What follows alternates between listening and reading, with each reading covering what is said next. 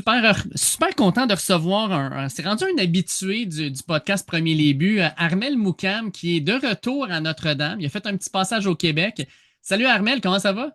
Ça va bien, et toi? Ouais, ça va, ça va. Écoute, je pense que tu amorces dans les prochaines semaines, prochains mois, une saison importante dans ta carrière de foot.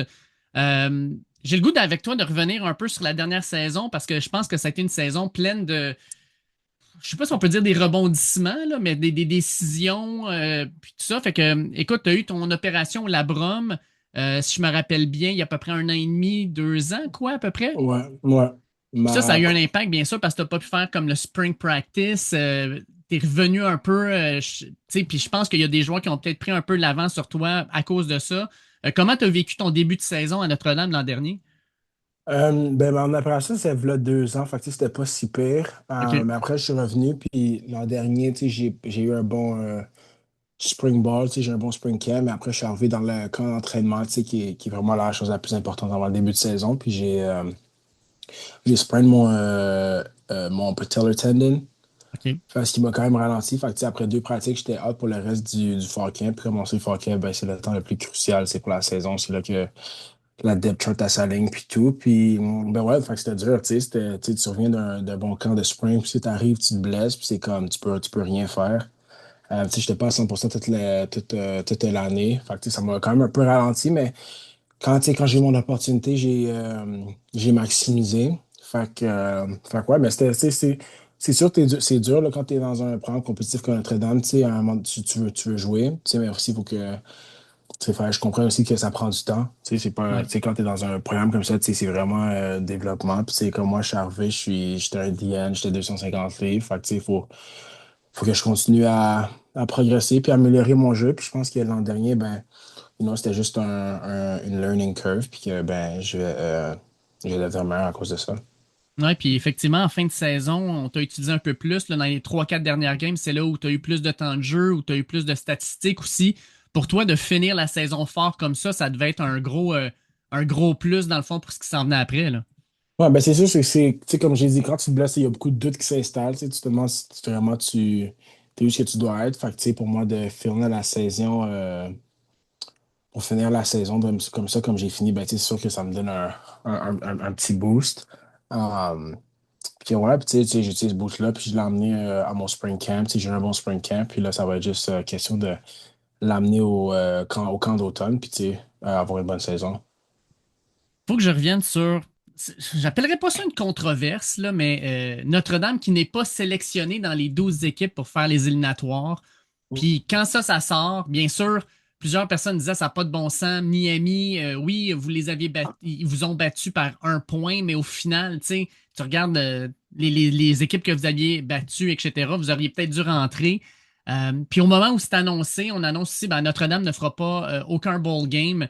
Est-ce que c'était une décision d'équipe? Est-ce que c'est tout le monde qui a fait comme on est down avec ça, on n'en fera pas parce que c'est éliminatoire ou rien avec nous autres? Ben, tu sais, comme j'ai dit, dans un programme comme Notre-Dame, tu sais, dans la période qu'on est en ce moment, tu sais, les bowl games, ça veut rien dire. Tu sais, c'était un plus petit programme, tu sais, aller chercher une victoire dans un bowl, c'est gros, mais comme que j'ai dit à Notre-Dame, l'expectation, c'est que tu gagnes un National Championship. Fait que, c'est vraiment genre pour nous d'aller jouer dans un beau game, risquer des blessures, les gars qui devaient aller dans la draft, qui n'allaient pas jouer, puis tout ça, je pense que c'est juste meilleur en tant qu'équipe qu'on ne joue pas. Puis il y a beaucoup de gens qui vont pas comprendre ça, mais tu regardes comme le risk reward il était pas il valait pas la peine. Oui, je comprends. Puis suite à ça, ben, tu prends la décision d'entrer dans le portail des transferts avant de quelques jours ou semaines plus tard de revenir sur ta décision puis de revenir à Notre-Dame. Peux-tu juste m'embarquer un peu dans ton thought process, là, qu'est-ce qui t'a poussé à rentrer dans le portail des transferts puis finalement de revenir sur ta décision puis de dire finalement, Crème Notre-Dame, c'est ma place puis c'est ici que je veux jouer? Ouais, ben, je pense que pour moi, tu sais, je checkais les raisons pourquoi je voulais partir. Tu sais, je voulais plus de temps de jeu, puis tu sais, je voulais m'établir comme le top dog, tu sais, aller un nouveau début. Tu sais, mon coach de position, je pense on n'était pas sur la même longueur d'onde. Fait que, tu sais, j'étais comme, OK, je vais partir, je vais aller dans une autre école académique. Tu sais, vu que j'allais pas avoir cherché mon diplôme de Notre-Dame, j'étais comme, au moins, faut que j'aille dans une école qui est bonne académiquement. Puis, Fait que c'est ça. Puis, tu sais, on a engagé un nouveau coach de D-line, Mhm. des Colts, Charlie Partridge. Puis, Ouais. tu sais, dans ma tête, c'était comme la raison pourquoi je partais, c'était que j'avais besoin du changement un peu. Puis, tu sais, tu m'amènes un coach de D-line qui a vraiment de l'expérience. Tu sais, qui a beaucoup d'expérience, qui a coaché des bons joueurs dans la NFL. Puis, tu sais, je checkais ça, j'étais comme, tu sais, je grandis de Notre-Dame dans un an. Puis, tu sais, je suis à un point dans ma carrière aussi que tu peux pas prendre autant de risques. Tu sais, veux pas quand t'entends le portal, tu sais, il y a beaucoup de changements que les gens voient pas. Oui, tu as une nouvelle équipe, mais tu sais, c'est une nouvelle diététicienne, tu sais, c'est un nouveau strength staff. Tu sais, tu dois t'acclimatiser avec les gars, avec le locker, avec la culture, comment les pratiques ça va. Puis, tu sais, j'étais comme Notre-Dame, tu sais, tu sais, je suis habitué là, je connais le playbook, tout ça. Fait que, tu sais, genre, avec un nouveau coach de D-line, tu sais, qu'il y aura une paire de yeux, tu sais, fraîche, tu sais, avec les gars, tu sais, il n'y a pas de favoritisme, tu sais, Mhm. si tu veux. Fait que, tu sais, ça faisait juste plus de sens pour moi de revenir sur ma décision, puis d'entamer ma quatrième année à Notre-Dame. Écoute, c'est justement le sujet où j'allais, Charlie Partridge, un gars qui a énormément d'expérience. Juste pour la petite histoire, le gars, il a coaché, par exemple, à Wisconsin, J.J. Watt, dans le temps de Brett Bielema. Il a coaché à Pittsburgh pendant plusieurs années. Il a même gagné D-Line Coach of the Year 2 années en 2020-2022. Il a coaché les Chalisa Kansas, il est rendu avec les Bucks et compagnie.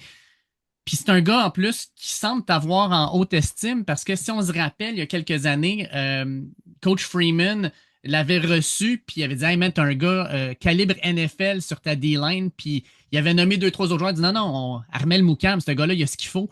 Fait que d'avoir un gars qui est allé dans la NFL, qui a son expérience, qui a coaché des méga joueurs, puis qui te voit comme un talent NFL, pour toi, ça doit être non seulement un velours, mais hey, le gars croit en mon potentiel, puis il va devenir mon D-line coach. Ça a dû jouer dans la balance aussi, nécessairement. Là.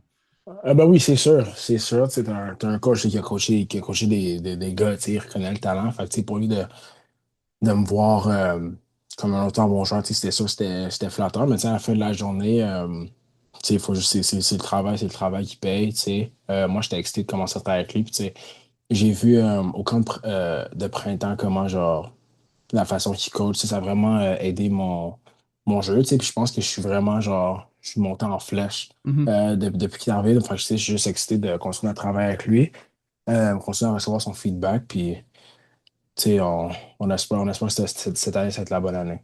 Ouais, puis écoute, Notre-Dame, on s'entend là, vous avez du talent partout cette année défensivement. On dit que vous êtes probablement l'une des 5 meilleures défensives de la ligue. Tu sais, tout le monde va parler de la tertiaire avec Christian Gray, avec Leonard, mais votre D-line, là, Boubacar Traoré, Bryce Young, des gars qui ont du talent. Puis la ligne intérieure, il y a eu du mouvement, donc ça peut-être ça t'ouvre un petit peu une porte de pouvoir faire une rotation avec ces gars-là. Je veux dire, tu sais essentiellement, là, avec la tertiaire que vous avez, théoriquement, ça vous donne plus de temps pour pouvoir faire des jeux en avant. Comment tu vois la saison qui s'amène pour votre unité puis pour aussi l'équipe de Notre-Dame en général?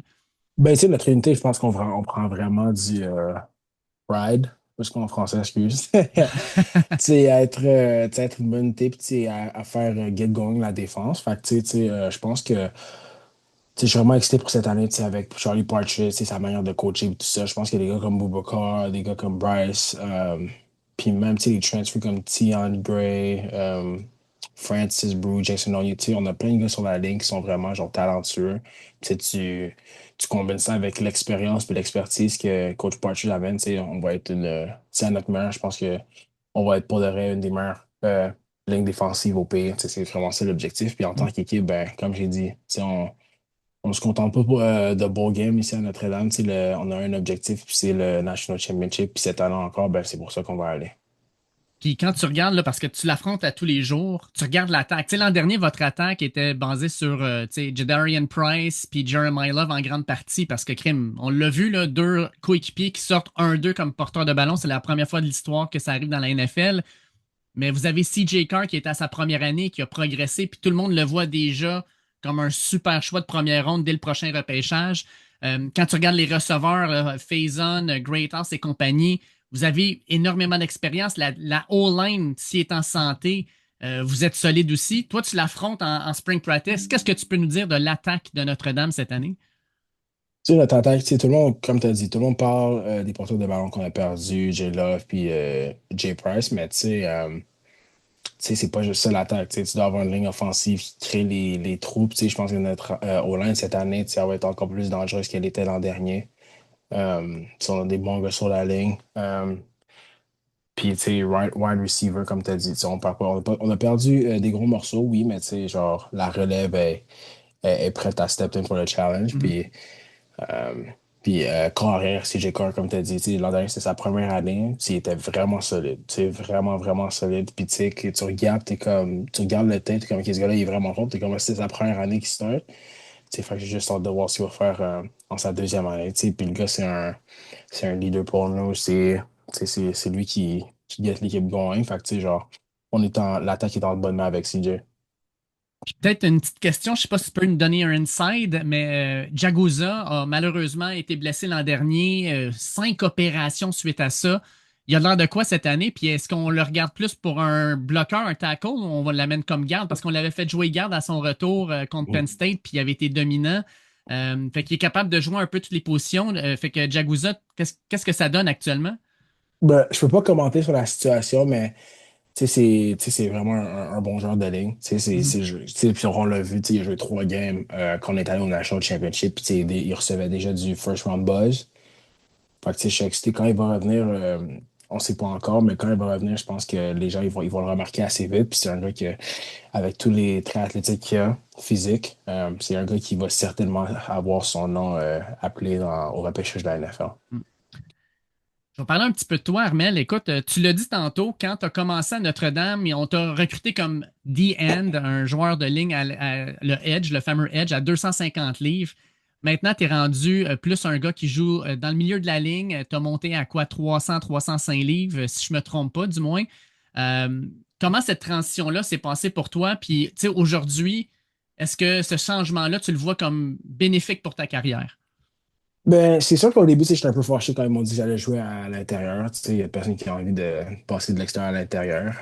Mais tu sais, j'ai fully embrace le challenge. Puis tu sais, j'ai mis les livres que j'avais besoin de mettre sur moi. Tu sais, je suis monté jusqu'à 305. Tu sais, 305. Mais là, tu sais, vu que je suis un peu plus vieux, tu sais, j'ai la force requise. Parce que, tu sais, veux pas, la force que dans 250 livres puis 305, c'est différent. Mhm. Mais là, c'est vraiment le travail que j'ai fait, genre, au cours des dernières années, c'est vraiment de perdre de masse de gras puis gagner des masses de muscle. Fait que, tu sais, je suis descendu à 295 juste pour bouger un peu plus vite, être plus twitchy, puis avoir un plus grand impact sur la passe. Puis je l'ai vu au camp de printemps comment ça a changé ma game, ça a impacté ma game.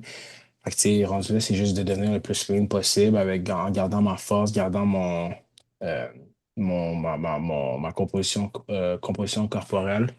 Euh, ben ouais, puis tu sais, à la fin de l'argent, je pense que ça a été bénéfique pour moi. Tu sais, quand je regarde dans ce moment, tu sais, j'aurais jamais pu jouer sur le Edge à Notre-Dame. Tu sais, fait que je suis Mhm. content que j'ai fait le switch à l'intérieur. Puis pour toi, mettons, la saison qui s'en vient, là, dans ton jeu, qu'est-ce que tu veux faire valoir ou améliorer le plus? C'est-tu ton first step? C'est-tu ton jeu contre la course? C'est-tu d'aller chercher des stats, mettons, avec des sacs du corps, des tackles for loss? Pour toi, c'est quoi qui est le plus important dans la saison qui s'en vient? Mais rendu là, c'est la production. Tu sais, c'est la Mm. production. Tu sais, c'est comme ça que tu vas chercher là des recruteurs. Tu sais, un gars qui produit, qui fait pas trop d'erreurs sur la course, qui a de garder son gap quand c'est le temps. Mais tu sais, comme tu as dit, juste faire, tu sais, produire sur le terrain, tu sais, faire des jeux, pas nécessairement juste faire ma tâche, mais tu sais, aller faire un peu plus. Tu sais, Mhm. si je pense que si je suis de faire un peu plus à chaque jeu, ben ça un peu plus va se tourner en une, euh, une saison assez fructueuse. Donc, ouais. Puis le fait que maintenant, t'es rendu un vétéran dans cette équipe-là, qu'est-ce que tu amènes dans le huddle, dans les pratiques? Est-ce que tu prends ce rôle-là à cœur ou tout le monde, dans le fond, participe un peu de la même manière? Ben ouais, c'est sûr que tu sais, quand t'es plus vieux, tu sais, les gars qui sont jeunes, ils look up à toi. Puis, fait que, tu sais, ouais, j'ai fully embrace le rôle. Tu sais, je suis plus vocal, tu sais, j'amène l'énergie, tu sais, je vais leader les drills. Tu sais, j'ai pas peur de dire aux gars quand ils font quelque chose de mauvais. Puis, tu sais, je pense que ça, c'est quelque chose tu sais, qui est bon dans l'équipe. Tu sais, les Mhm. coachs, ils peuvent only, they can only do so much. Puis ouais, fait que, tu sais, j'ai fully embrace le rôle. Tu sais, je suis content d'être un vétéran dans l'équipe, mais tu sais, être un vétéran aussi, ça veut dire que tu as plus de responsabilités, tu as toujours Mhm. des yeux qui sont sur toi. Fait que, tu sais, tu sais, je suis content d'avoir cette pression-là sur moi. Puis, tu sais, je comprends aussi qu'être un leader dans une équipe à Notre-Dame, tu sais, c'est un privilège. Ouais. Tu as dit, tu sais, on a dit en début d'entrevue que tu étais revenu à Montréal. Tu m'as dit Mhm. même que tu étais allé voir un match des éliminatoires du Canadien de Montréal. Comment tu as comparé cette expérience-là à, mettons, un match de Notre-Dame devant. Tu sais, parlons, mettons, d'un match éliminatoire Notre-Dame-Indiana que tu as vécu il y a 2 ans, Mhm. là. Mhm. Comment tu compares ces deux expériences-là? Ben, tu sais, c'est fou, tu sais, j'étais allé à la game avec mon père. Tu sais, je checkais ça, puis Centre Bell, c'est comme 25 000, même pas, un Ouais, peu 20 000, moins. 20 000, ouais. 20 000, puis tu sais, genre, j'étais comme, yo, il y en a du monde, c'est bruyant, puis tu sais, quand j'arrivais, puis on marchait vers le Centre Bell, tu sais, il y avait plein de gens, puis j'étais comme, je demandais à mon père, j'étais comme, les games à Notre-Dame, là, genre, comparé à ça, ça ressemble à quoi? Puis tu sais, il m'a dit que, genre, c'est encore plus fou, tu sais, c'est Hmm. 4 fois le nombre de personnes, les tailgates dehors, genre, c'est 50 fois le monde qu'il y avait derrière à Montréal, fait que tu sais, c'est quand même cool de mettre ça en perspective. Puis, tu sais, c'est là que tu comprends que le football là, aux États-Unis, c'est gros. Puis, la chance que j'ai, dans le fond, d'être dans un programme autant prestigieux que Notre-Dame. Maintenant, on est déjà comme mi-juin. On va bientôt commencer justement les camps d'entraînement pour la saison. C'est quoi? C'est dans un mois et demi maximum.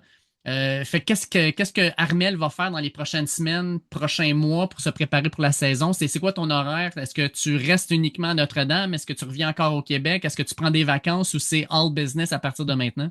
Ben, tu sais, comme tu as dit, c'est une année cruciale pour moi cette année. Fait que, tu sais, je pense pas que je vais retourner à la maison. Tu sais, comme tu as dit, c'est all business. Tu sais, j'ai une diète assez stricte. Comme j'ai dit, pour perdre des livres de gras et être plus vite, avoir un meilleur cardio. Fait que je pense que je vais rester à South Bend. Tu sais, j'ai besoin de tout le temps de préparation que j'ai. Tu sais, je pense que c'est 8 semaines, incluant les vacances avant qu'on commence le camp. Fait que, tu sais, j'ai l'intention de maximiser ces 8 semaines. Je vais sûrement peut-être aller avoir ma famille me visiter un peu. C'est qu'on aille tu sais, à Michigan. Tu sais, il y a une plage qui est assez nice. Fait que, tu sais, on irait là-bas pour 2, 3 jours. Mais comme tu as Mhm. dit, c'est vraiment genre all business from here. Puis si on met toutes les. All chips in. Fait que j'essaie de mettre toutes les chances de mon côté. Nice, nice. Écoute, dernière question avant de te laisser aller. J'ai parlé avec Edwin Kolengué il y a de ça 1 ou 2 semaines, puis on parlait du Congo qui, pour la deuxième fois de son histoire, s'en va à la Coupe du monde de soccer. Vous autres, vous allez le vivre aux États-Unis. Est-ce que c'est un tournoi que tu vas suivre? Et si tu le suis, y a-tu une équipe pour laquelle tu vas mettre all chips in, là? Tu vas dire cette équipe-là, pour moi, là, c'est elle qui doit gagner. Pour le vrai, j'écoute pas tant le soccer, là, tu sais, si c'est la finale, mettons, je l'écouterais just because, mais Mhm. ouais, comme moi, je suis un gars de hockey. Fait que, tu sais, si tu me poses une question, tu vas me demander s'il va gagner entre la Caroline puis les Golden Knights. Ben, vas-y donc, parce que hier, le match complètement fou, là, ça s'est fini Mhm. en prolongation, mais 4-0, on remonte 4-4, puis en prolongation, un but. De ton côté, tu penses-tu que Vegas continue ça ou ça va virer de bord encore une fois? Non, je pense que Vegas, ils ont ce qu'il faut pour le reste. Tu les regardes jouer, puis c'est juste. Tu sais, c'est juste des machines. Tu sais, Mhm. y a pas d'autre mot là, c'est juste des machines où ils se sont fait remonter. Ils ont gagné 4-0 puis ils se sont fait remonter, mais tu sais, je pense que. Ouais, je pense que Vegas, là, tu sais, tu check la Caroline. La Caroline, c'est une bonne équipe, mais je pense que le Canadien, si le Canadien avait un peu plus de jus, puis un peu plus de, tu sais, d'attaque, il aurait été capable de les battre. Puis, tu sais, Mhm. Vegas, je pense juste qu'ils sont dans une ligue complètement différente. Tu sais, au début, je pensais que l'Avalanche allait les battre, mais ils ont complètement dominé l'Avalanche. Donc, je pense que Vegas va soulever la Coupe cette année. Nice. Écoute, Armel, comme toujours, un énorme plaisir de te jaser. On va te suivre à distance, puis peut-être même un peu plus proche si jamais je me déplace à Notre-Dame cet automne. Fait que ça a été un plaisir. Puis écoute, passe un bon été, puis on va te souhaiter surtout un début de saison de feu avec les Fighting Irish. Merci beaucoup.